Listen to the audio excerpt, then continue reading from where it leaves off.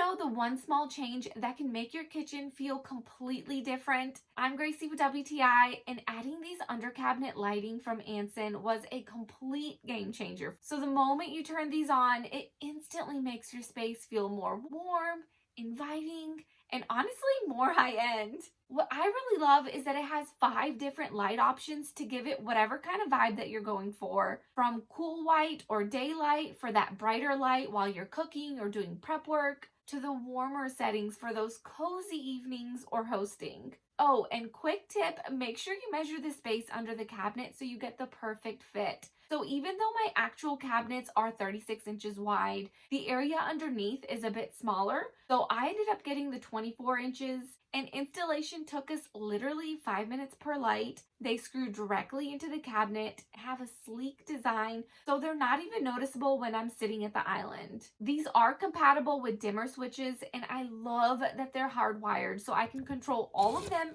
at the same time. But I also love the fact that each of them has an on-off switch for those times that I only want lights in a certain area. So if you want a clean, polished look with more depth and character, then get these lights from Ansen, and that's my point of view.